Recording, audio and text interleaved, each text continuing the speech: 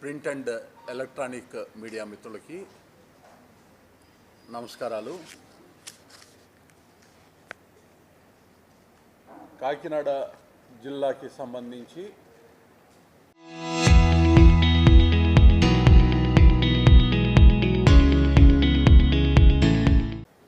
సమీక్ష నిర్వహించడానికి రెండవసారి రావటం జరిగింది. గత సంవత్సరం మొదటిసారి రావటం జరిగింది.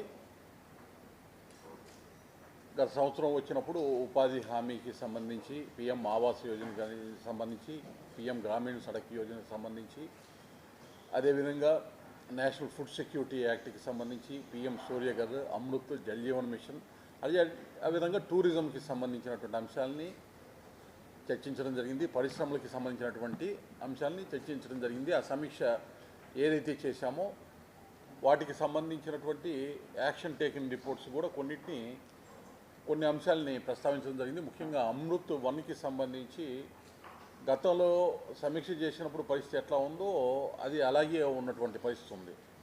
అమృత్ 2 ఇప్పుడు రావటం జరిగింది. ఆ కోఆర్డినేషన్ కానీ ఆ వర్క్ కంప్లీషన్కి సంబంధించిన అంశంలో అధికారులని గట్టిగా మాట్లాడటం జరిగింది.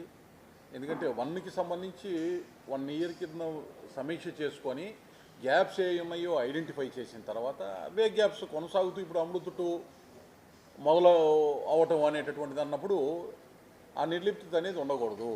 ఎందుకంటే దాదాపు 30 కోట్లలో 10 కోట్ల రూపాయల వరకు ఖర్చు పెట్టేయటం జరిగింది. దాన్ని పూర్తి చేయాలంటే మిగతా డబ్బు పెట్టడం ద్వారా దాన్ని ఆ సేవని, ఆ సర్వీస్ని ప్రజలకి అందించే అవకాశం ఉన్నా కానీ దాన్ని డిలే అవుతున్నటువంటి నిర్లిప్తతని ఏమాత్రం అది మంచిది కాదు అనేటటువంటి ఉద్దేశాన్ని అధికారులతో మాట్లాడడం జరిగింది. ఇవాళ అయితే మెయిన్ పర్పస్ వాళ్ళ యొక్క ఈ సమీక్ష తీసుకున్నటువంటి సబ్జెక్ట్ అంటే విద్యా వైద్యం మీద ప్రముఖంగా తీసుకోవటం జరిగింది. ఎందుకంటే విద్యా వైద్య అనేటటువంటిది వాటి లక్ష్యాలను ఏదైతే ఉందో వాటి సాధనలో కాకినాడ లాంటి ఒక ప్రోగ్రెసివ్ డిస్టిక్ ఇది. ఇటువంటి జిల్లా అగ్రగామిగా ఉండాల్సినటువంటి అవసరం ఉంది. ప్రధానమంత్రి నరేంద్ర మోడీ గారి సంకల్పం వికసిత భారత, ముఖ్యమంత్రి చంద్రబాబు నాయుడు గారి జయం స్వర్ణాంధ్ర ఏదైతే ఉందో అది సాధించాలంటే అత్యున్నతమైనటువంటి మానవ వనరులు విద్య ద్వారా మాత్రమే సాధ్యం. కాబట్టి విద్య ద్వారా సంబంధించి కేంద్ర మరియు రాష్ట్ర పథకాలు ఏవైతే ఉన్నాయో వాటికి సంబంధించినటువంటి పథకాల అమలు తీరు మీద ఇవాళ సమీక్ష నిర్వహించడం జరిగింది.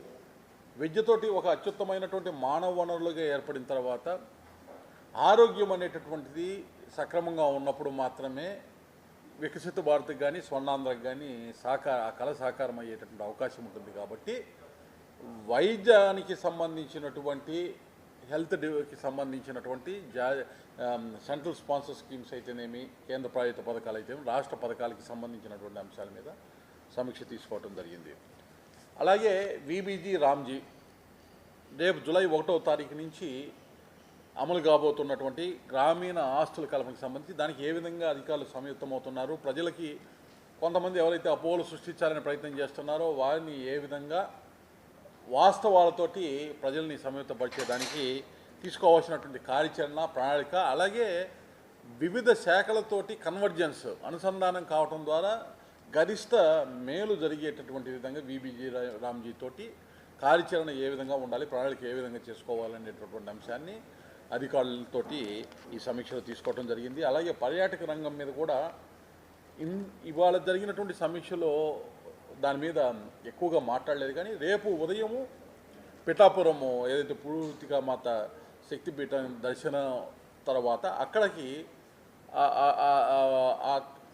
ఆ దేవాలయము దాని చుట్టూతా ఆధారితంగా ఏ విధంగా పర్యాటకంగా అభివృద్ధి చేయాలి అనేటటువంటి దాని మీద అక్కడ పిఠాపురం అర్బన్ డెవలప్మెంట్ అధికారులని, అదేవిధంగా దేవాలయం ఈవోని, రెవెన్యూ వారిని అధికారులని కూడా అక్కడికి రమ్మని చెప్పడం జరిగింది. రేపు ఉదయం దర్శనం అనంతరం ఆ అంశాన్ని కూడా చర్చించి ఏ రకమైనటువంటి మౌలిక సదుపాయాలు, ఎందుకంటే గతంలో సమీక్షకు వచ్చినప్పుడు పర్యాటకుల్ని ఆకట్టుకోవాలంటే తీసుకోవాల్సినటువంటి చర్యలు, మౌలిక సదుపాయాలు ఏంటని మాట్లాడటం జరిగింది.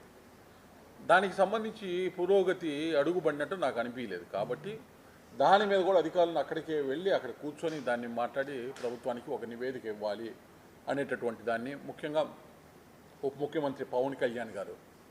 వారు ఏదైతే స్పిరిచువల్ టూరిజం ఏదైతే ఉందో, ఆధ్యాత్మిక పర్యాటక కేంద్రాలుగా రాష్ట్రాన్ని చేయాలనే దానికి వారు నాయకత్వంలో ముఖ్యమంత్రి చంద్రబాబు నాయుడు గారు కార్యాచరణ తీసుకోమని ఇవ్వడం జరిగింది. కాబట్టి ఈ అంశాన్ని కూడా ఈ చాలా కీలకమైనటువంటి ఒక దేవాలయము, చుట్టూతా అనేక దేవాలయాలతోటి అనుసంధానం చేయడానికి అవకాశం ఉంది కాబట్టి ఆ అంశాన్ని కూడా వారి దృష్టికి తేవడానికి రేపు అక్కడ ఒక సమీక్ష తీసుకుని వారికి ఇవ్వడం జరుగుతుంది.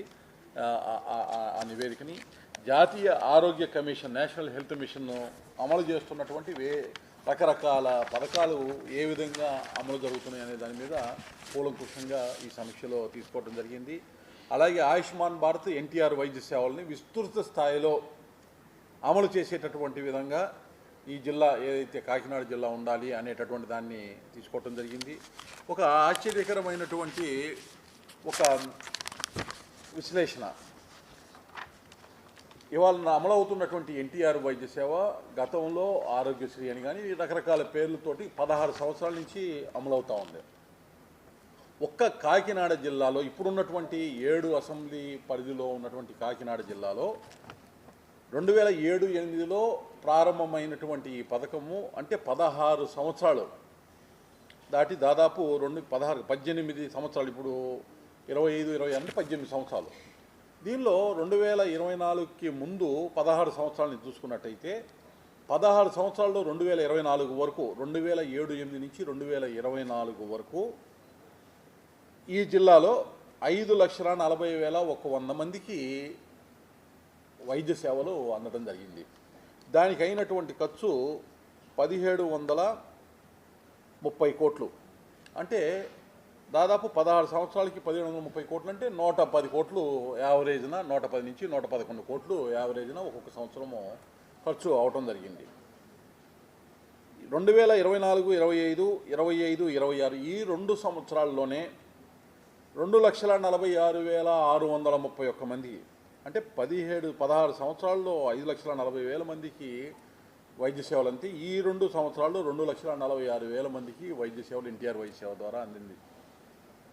దాదాపు ఈ 2 సంవత్సరాలు కలిపి 455 కోట్ల రూపాయలు, అంటే దాదాపు 225 కోట్ల రూపాయలు పైగా 227 కోట్ల రూపాయలు యావరేజ్న ఖర్చు చేయటం జరిగింది ఈ రాష్ట్ర ప్రభుత్వం ఒక ఎన్టీఆర్ వైద్య సేవకు సంబంధించి.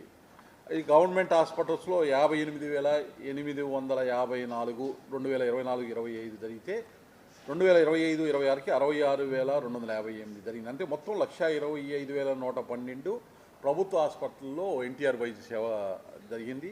అలాగే కార్పొరేట్ హాస్పిటల్స్లో మొత్తం కూడా 1,21,519 వైద్య సేవలు మొత్తం కలిపి 2,46,631 వైద్య సేవలు ఈ కాకినాడలో అందినటువంటి పరిస్థితి. అలా చేసినప్పుడు ఒక కాకినాడ జిల్లాకి ఇక్కడ ఉన్నటువంటి ఒకవైపు వైద్యానికి సంబంధించి ఆరోగ్య కాకినాడ జిల్లాగా తీర్చిదిద్దుతూ స్వర్ణాంధ్రప్రదేశ్లో వికసిత కాకినాడ ద్వారా బాటలు వేయటం ద్వారా ఇక్కడ మానవ వనరుల అభివృద్ధి అనేది చాలా కీలకమనేటటువంటి ఉద్దేశంతో విద్యాశాఖలో కూడా అనేక కార్యక్రమాలు తీసుకోవటం జరిగింది. ముందు తల్లికి వందనం కార్యక్రమము, డొక్క సీతమ్మ మధ్యాహ్న భోజన పథకం, అలాగే పిఎం శ్రీ స్కూల్స్ ద్వారా స్కూల్స్ని ఆధునీకరించేటటువంటి విధంగా కార్యాచరణ తీసుకోవటం, పీటీఎం ద్వారా పేరెంట్ టీచర్స్ మీట్స్ ద్వారా ఏ విధంగా అత్యున్నతమైనటువంటి ఫలితాలకు సంబంధించినటువంటి ట్యాబ్లెట్స్కి సంబంధించినటువంటి విషయంలో కూడా కరెక్ట్గా ఆ ఇంటర్వెల్స్లో ఏ ఇంటర్వెల్స్లో అయితే వారికి ఇవ్వాలో ఆ ఇంటర్వెల్స్లో ఇచ్చేటటువంటి విధంగా ప్రతి నెల అధికారులను సూచించడం జరిగింది. అలాగే 15 రోజులకు ఒకసారి ముందస్తుగా కాన్పుల్ని ఏదైతే ఉందో అవి ఇన్స్టిట్యూషనల్, అంటే ప్రభుత్వ ప్రైవేటు ఆసుపత్రుల్లోనే కాన్పులు జరగాలి అనేటటువంటి ఉద్దేశంతో ప్రతి 15 రోజులకు ఒకసారి ముందస్తు కాన్పులకి సంబంధించినటువంటి ప్రధానమంత్రి సురక్షిత మాతృత్వ అభియాన్ కింద ప్రతి నెల 9, 10 తారీఖుల్లో అన్ని ప్రభుత్వ ఆసుపత్రుల్లో గైనకాలజిస్టుల ద్వారా గర్భిణీ స్త్రీలకి పరీక్షలు చేసేటటువంటి విధంగా ఉచితంగా సేవలు అందించడానికి సంబంధించిన దానిలో అధికారులు ఇక్కడ కార్యాచరణ తీసుకొని ఇంకొంచెం వేగవంతంగా చేయాలి. ఆ సమాచారాన్ని కూడా వారికి ఎవరైతే ఆ టెస్టులు చేయించుకోవాలో వారికి సకాలంలో అందేటటువంటి విధంగా కార్యాచరణ తీసుకోవాలని చెప్పడం జరిగింది. జిల్లాలో 2025-26 సంవత్సరానికి 100% ఇన్స్టిట్యూషనల్ డెలివరీస్ జరిగినట్టు, ఆసుపత్రుల్లోనే కాన్పులు జరిగినట్టు అధికారులు తెలియజేశారు. ఏప్రిల్ 1, 2025 నుంచి 31, 2026 వరకు ప్రభుత్వ ఆసుపత్రుల్లో జన్మించినటువంటి శిశువులకి జననీ సురక్షణ యోజన, గ్రామాల్లో అయితే 1000 రూపాయలు, పట్టణాల్లో అయితే 600 రూపాయలు చొప్పున వారికి లబ్ధిదారులకి దాదాపు ఎంత 17,108 మంది లబ్ధిదారులకి ఈ యొక్క పథకం కింద 2025-26 సంవత్సరానికి అందించడం జరిగింది. 2026-27 మొదటి 2 నెలల్లో 1912 మందికి అందించడం జరిగింది. అలాగే జనని శిశు సంరక్షణ కార్యక్రమం, ఎవరైతే పుట్టినటువంటి బిడ్డకి సంబంధించి వారికి కావాల్సినటువంటి పోషకాహారాలకి, ఆ తల్లి ఎవరైతే ఉన్నారో వారి పోషకాహారాలకి కావాల్సినటువంటి ఖర్చులు వినియోగించుకోవడానికి 11,792 మందికి ఈ జిల్లాలో 48,74,000 రూపాయలని వినియోగించినట్టు అధికారులు తెలియజేయడం జరిగింది. దాన్ని పౌష్టికాహారము అలాగే వ్యాధి నిరోధక శక్తి వ్యాక్సిన్ల కోసము వినియోగించేటటువంటి పరిస్థితి. అలాగే ఇక్కడ అంగన్వాడీ కేంద్రాల ద్వారా 2025-26కు సంబంధించి ఆర్సీహెచ్ కార్యక్రమం ఏదైతే ఉందో దాన్ని తీసుకోవడం జరిగింది. దానిలో మొత్తం కూడా గర్భిణీలకి సంబంధించి రిజిస్టర్ అయినటువంటి వాళ్ళు 26,049 మంది 2025-26 సంవత్సరానికి వ్యాధి నిరోధకానికి సేవలు అందించడానికి వారికి కార్యచర్య తీసుకొని రిజిస్ట్రేషన్ చేపిస్తే వాళ్ళందరికీ కూడా ఏదైతే సలహాలు డాక్టర్ నుంచి ఇవ్వాలో అవి అందించడం ద్వారా వారికి కావాల్సినటువంటి సేవలు అందించడం జరిగింది. అలాగే పుట్టుకతో లోపం ఉండి పుట్టేటటువంటి వారి కోసం సంబంధించి ముఖ్యంగా పౌష్టిక లోపాలు ఉన్నటువంటి వారికి సంబంధించి 397 మందికి కాకినాడ జీజీహెచ్ హాస్పిటల్లో 2025-26 సంవత్సరానికి వారిని, అలాగే నియోంటల్ యూనిట్కి దగ్గరలో వారికి సేవలు అందించేటటువంటి విధంగా కార్యాచరణ జరిగింది. ఇప్పుడు ఈ సంవత్సరంలో ఇప్పటి వరకు 44 మంది జరిగింది. అలాగే పబ్లిక్ హెల్త్ సెంటర్లకి సంబంధించి క్వాలిటీ కంట్రోల్కి ఏదైతే ఉందో సర్టిఫికేషన్ తీసుకునే దానికి సంబంధించి 37 గ్రామీణ ప్రాథమిక ఆరోగ్య కేంద్రాలు ఉంటే అందులో 10 కేంద్రాలకి సర్టిఫికేషన్ రావడం జరిగింది. 23 పట్టణ ఆరోగ్య కేంద్రాల్లో 6టికి సర్టిఫికేషన్, నాణ్యత సర్టిఫికేషన్ రావడం జరిగింది. 410 హెల్త్ అండ్ వెల్నెస్ సెంటర్లకి 28 వచ్చినాయి. ఎందుకంటే 350కి పైగా హెల్త్ అండ్ వెల్నెస్ సెంటర్లు కన్స్ట్రక్షన్లో ఉన్నాయి. అవి పూర్తయితే కానీ దానికి సంబంధించిన కార్యాచరణ ముందుకి జరగదు. ఒక 9 కమ్యూనిటీ హెల్త్ సెంటర్స్ ఉంటే దానిలో 2 నాణ్యత ప్రమాణాలు కలిగి ఉండేటటువంటి విధంగా సర్టిఫికేషన్ రాబట్టడం జరిగింది. అదేవిధంగా 15వ ఆర్థిక సంఘం యొక్క సహాయంతో 50 లక్షల రూపాయలు చొప్పున ఏదైతే పిహెచ్సిస్ విలేజ్లో ఉన్నాయో వాటికి అనుసంధానం అవుతూ ల్యాబ్ టెక్నీషియన్స్ ఉండేటటువంటి భవనాల నిర్మాణానికి 50 లక్షల రూపాయలు చొప్పున రాజపూడి, గద్దెనపూలి, కోటనందూరు, శంఖవరము, పాందూరు అనే గ్రామాలకి ఇవ్వడం జరిగింది. అవి పూర్తి అయినటువంటి పరిస్థితి. అదేవిధంగా ప్రధానమంత్రి మాతృవందన యోజన కింద మొదటి కాన్పుకి 5,000, రెండో కాన్పుకి 6,000 ఏదైతే ప్రభుత్వ ఆసుపత్రుల్లో ఎవరైతే పిల్లలు జన్మిస్తారో ఆ తల్లికి ఆ మెయింటెనెన్స్కి అవసరమైనటువంటి ఖర్చులకి ఇవ్వడం జరిగింది. అది సమగ్రంగా అందుతున్నటువంటి పరిస్థితి. అలాగే స్కూల్స్లో ఐ స్క్రీనింగ్ సంబంధించి కొంత ఇక్కడ వైద్య అధికారులకి, విద్యా అధికారులకి సమన్వయము ఉండాల్సినంతగా ఈ జిల్లాలో లేదు. అది ఉండాలని సూచించడం జరిగింది. ఎందుకంటే వైద్య అధికారులు ఏమో డాటా ఇస్తున్నారు, ఇన్ని లక్షల మందికి మేము చేశాము, దాదాపు 1,20,000 మందికి మేము చేశాము, వాళ్ళల్లో ఎంతమందికి కళ్ళజోళ్ళు అవసరమో ఎంతమందికి ఇచ్చామో ఆ డాటా ఇస్తామన్నారు. ఇంకా ఇవ్వలేదు. అది ఇవ్వమని అడిగాము, తెచ్చారు. ప్రశ్న అయిన తర్వాత ఇద్దరు ఆ అంశము విద్యా శాఖలో ఉన్నటువంటి అధికారులకి తెలియలా. అది స్కూల్లో ఉండే పిల్లలకి చేసి, అంటే సమన్వయ లోపము అధికారుల మధ్య, అది ఆ సమన్వయ లోపం అనేది ఉండకూడదని చెప్పడం జరిగింది. అలాగే ఏదైతే ఆయుష్మాన్ ఆరోగ్య మందిరాలు అంటే ముందస్తుగా రోగ నిరోధానికి సంబంధించినటువంటి ప్రాథమిక ఆరోగ్యం కోసం 410 గ్రామీణ ఆరోగ్య కేంద్రాలు ఇక్కడ ఉంటే ఇప్పటికి 86 పూర్తయినాయి. 351 ఇందాక ఏదైతే చెప్పానో అవి భవనాలు మంజూరయ్యాయి. ఆరోగ్య మందిరాల స్థలాలు కేటాయింపు కూడా జరిగినటువంటి పరిస్థితి. ఆ నిర్మాణం అనేటువంటి ప్రోగ్రెస్లో ఉంది. అది పూర్తయిన తర్వాత పూర్తి స్థాయిలో సేవలు ఈ సంవత్సరం నుంచి అందేటటువంటి అవకాశం ఉంది. చాలా ముఖ్యమైనటువంటి కేంద్ర ప్రాయోజిత పథకం ఆర్బీఎస్కే, రాష్ట్రీయ బాల స్వస్థ కార్యక్రమం అనేటటువంటి బిడ్డ పుట్టిన దగ్గర నుంచి 18 సంవత్సరాల వరకు ఆ బిడ్డకి సంబంధించినటువంటి ఏ రకాలైనటువంటి ఇబ్బందులు ఉన్నాయి, అది గ్రామీణ ప్రాంతాల్లో కానీ పట్టణాల్లో బస్తీల్లో ఉండేటటువంటి ప్రభుత్వ పాఠశాలలో చదివే వాళ్ళు కానీ వాళ్ళ పిల్లలకి సంబంధించినటువంటి సమస్యలను గుర్తించి వాటిని స్క్రీనింగ్ చేయడం ద్వారా ఏ విధంగా ఆ సమస్య నుంచి బయటేయాలి అనేటువంటి 4D కేసెస్ అంటారు. 4 రకాల కేసెస్. 4D కేసెస్ అంటే ఒకటి డిఫెక్టెడ్ బర్త్, ఎవరైతే పిల్లలు డిఫెక్టెడ్ బర్త్ ఉన్నారో వాళ్ళకి సంబంధించి, అలాగే డెఫిషియన్సీ, విటమిన్ డెఫిషియన్సీ ఎవరైతే ఉన్నారో వాళ్ళకి సంబంధించి, డిసీజెస్ ఏదైనా వ్యాధులు ఉన్నటువంటి వారికి సంబంధించి, అలాగే డెవలప్మెంట్ గ్రోత్, వాళ్ళు ఏదైతే ఉన్నారో ఆ పిల్లవాడి వయసుకి తగిన విధంగా ఆ గ్రోత్ లేకపోతే ఏ విధంగా వీళ్ళకి సంబంధించినటువంటి ఈ కార్యక్రమాలు చేయాలని చూస్తే ఈ యొక్క జిల్లాలో 2,09,000 మంది పిల్లలకి ఇప్పటి వరకు గాను 1,58,000 మందికి స్క్రీనింగ్ పూర్తి చేయడం జరిగింది. ఇంకొక 51,000 మందికి ఇప్పుడు స్క్రీనింగ్ కంప్లీట్ కావాల్సినటువంటి అవసరం ఉంది. ఇందులో ఇప్పటి వరకు స్క్రీనింగ్ అయిన 1,58,000 మందిలో అనుమానాస్పద కేసులు 41,000గా తేల్చి వారిని మెడికల్ ఆఫీసర్ల దగ్గర పంపిస్తే ఒక 36,000 మందికి ఇప్పటి వరకు వాళ్ళకి స్క్రీన్ చేశారు. ఇంకొక 5,000 మందికి స్క్రీన్ చేయాల్సినటువంటి పరిస్థితి ఉంది. అది పూర్తి కావాలి. ఈ 36,000 మంది స్క్రీన్ చేసిన వాళ్ళలో 958 మందికి ట్రీట్మెంట్ అవసరమైంది. వారికి ట్రీట్మెంట్కి రెఫర్ చేస్తే ఇప్పటి వరకు 696 మందికి ట్రీట్మెంట్ కూడా పూర్తి చేయడం జరిగింది. అంటే ఒక క్రమానుగతంగా ఒక పిల్లవాడు పుట్టిన దగ్గర నుంచి ఆ పిల్లవాడు తర్వాత ఎదిగే కొంది ఉండేటటువంటి ఆ ఇబ్బందుల్ని అధిగమించడానికి ఏ విధమైన కార్యాచరణ రాష్ట్రంలో నడుస్తుందనే దానికి చెప్పడానికి ఇది కార్యక్రమం జరిగింది. పుట్టిన శిశువులు ఎవరైతే ఉన్నారో వారు 6 సంవత్సరాల లోపల పిల్లలకి ముందు స్క్రీనింగ్ చేస్తారు. స్క్రీనింగ్ చేసిన తర్వాత ఇవన్నీ బయటపడినటువంటి లోపాలు అవసరాలన్నింటినీ కూడా వాటిని రెక్టిఫై చేసేటటువంటి విధంగా కార్యాచరణ తీసుకోవడం జరుగుతుంది.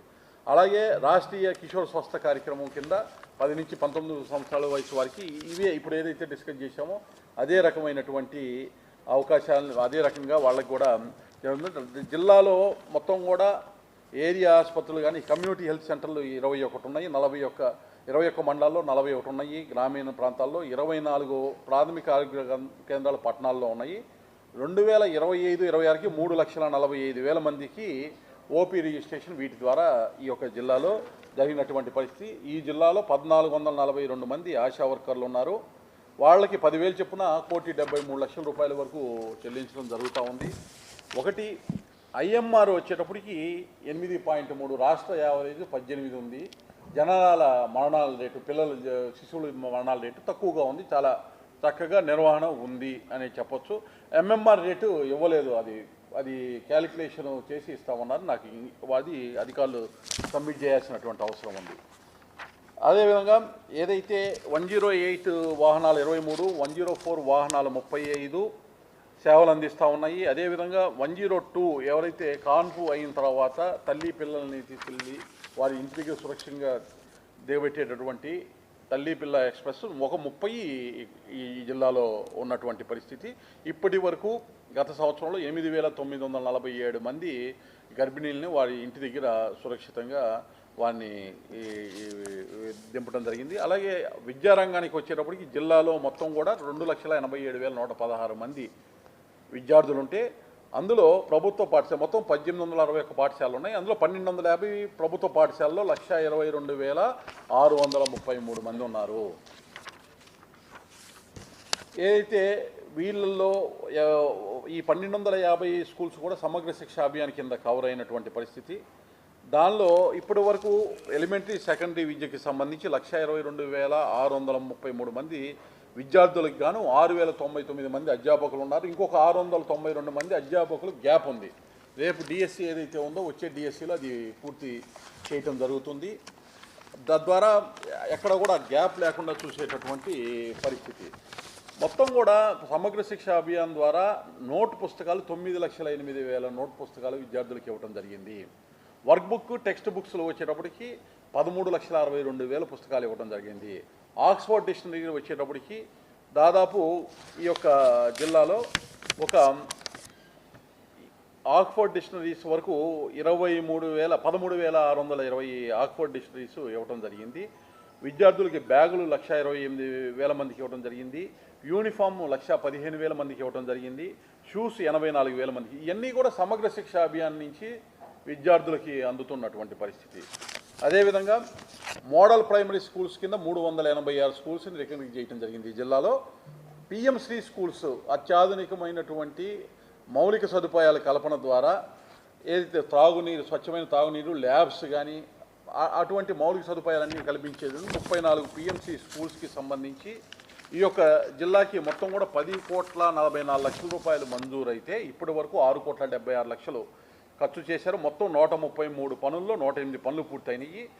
ఇప్పుడు జరుగుతున్నటువంటి పనులు, పూర్తి కావాల్సిన పనులకి 3,68,00,000 రూపాయలు మిగిలినవి వెచ్చించి రేపు వచ్చే విద్యా సంవత్సరానికి జూలై కల్లా అందుబాటులోకి తెస్తామని అధికారులు చెప్పారు. అదేవిధంగా జిల్లాలో 4 కస్తూరిబా బాలిక విద్యాలయాలు ఉన్నాయి. అందులో 1,283 మంది విద్యార్థినులు ఉన్నారు. 4,85,00,000 రూపాయల వరకు వారికి కేటాయించడం జరిగింది. ప్రతి నెల కూడా 1,600 రూపాయల వరకు కూడా వాళ్ళకి ఆహారాన్ని కానీ వారి మెయింటెనెన్స్కి ఇవ్వడం జరుగుతుంది.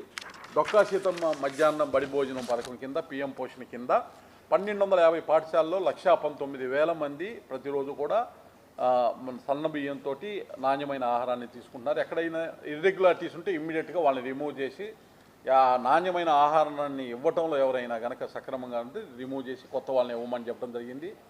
ఒక ప్రాంతంలో ఎక్కువ మందికి సర్వీస్ చేయలేక ఒక సంస్థ ఇబ్బంది పడుతుంది అనేటటువంటిది దృష్టిలోకి వచ్చింది. వెంటనే చర్యలు తీసుకోమని చెప్పడం జరిగింది. అదేవిధంగా ఏదైతే జల్ జీవన్ మిషన్కి సంబంధించి కూడా ధవళేశ్వరం దగ్గర ఒక వాటర్ ట్రీట్మెంట్ ప్లాంట్, ఆ వాటర్ ట్రీట్మెంట్ ద్వారా కాకినాడ ఈ జిల్లాకి సంబంధించినటువంటి సస్టైనబుల్ వాటర్ సోర్స్ ద్వారా నీరు అందేటటువంటి విధంగా ఆ పైప్ లైన్స్ తయారు చేసుకొని ఆ వాటర్ని ఏదైతే అక్కడ ట్రీట్మెంట్ అయిందో ఇప్పటికే ఆల్రెడీ స్ట్రాటజిక్ లొకేషన్స్ ఎక్కడెక్కడ స్టోరేజ్ ఉంచుకోవాలి, ఎక్కడెక్కడ ఓవర్ హెడ్ ట్యాంక్స్ ఉన్నాయి, వాటి ద్వారా గ్రామాల్లోకి వాటర్ వెళ్ళేటటువంటి విధంగా ఆ కార్యాచరణ దాదాపు ఒక 1,600 కోట్ల రూపాయలతోటి గౌరవ ముఖ్యమంత్రి పవన్ కళ్యాణ్ గారు పొట్టి శ్రీరాములు గారి జలధార కార్యక్రమం ద్వారా శంకుస్థాపన చేయడం జరిగింది. దానికి సంబంధించి కూడా ఆ కార్యాచరణ వేగంగా చేయమని చెప్పడం జరిగింది. అమృత్ పథకాన్ని ఇప్పటికే చెప్పాను, ఏదైతే నిర్లిప్తతో అమృత 1, అమృత 2 సమన్వయం లోపం ఉందో దాన్ని సమన్వయం చేసుకోవాల్సిందే అధికారులు అనేటటువంటి విషయాన్ని స్పష్టంగా చెప్పడం జరిగింది. చాలా చక్కగా అధికారులు సమాచారాన్ని ఇవ్వటం జరిగింది. గత సంవత్సరం వచ్చినప్పుడు లేవనెత్తిన అంశాల మీద ఏటీఆర్కి సంబంధించి కూడా సమాచారం ఇచ్చారు. కొన్ని విషయాల్లో ఎక్కడ వేసిన గొంగలి అక్కడే అన్నట్టుగా, ముఖ్యంగా అమృతికి సంబంధించిన విషయంలో నాకు కనపడింది. అదేవిధంగా పర్యాటక రంగంలో కూడా అప్పుడు గతంలో చేసిన సూచనలు ఇంకా అమలుకి వేగంగా అడుగులు పడాల్సినటువంటి అవసరం ఉందనేటటువంటి అంశాన్ని చూడటం జరిగింది. చాలా చక్కగా అందరూ కూడా సమన్వయంతో జిల్లా కలెక్టర్ గారు, జాయింట్ కలెక్టర్ గారు, ఎమ్మెల్సీ గారు అందరూ కూడా అధికారుల సమక్షంలో ఈ సమీక్ష జరిగింది. చాలా చక్కగా అందరూ సహకరించినందుకు, సమన్వయంతో పనిచేసినందుకు ముందు జిల్లా కలెక్టర్ హరీంద్ర ప్రసాద్ గారికి ధన్యవాదాలు, కృతజ్ఞతలు తెలియజేస్తూ, ముఖ్యంగా మీడియా ఇంత సుదీర్ఘమైనటువంటి ఈ ప్రెస్ మీట్కి ఇంతసేపు ఓపికగా కూర్చున్నందుకు మీకు ప్రత్యేకంగా ధన్యవాదాలు. నమస్తే.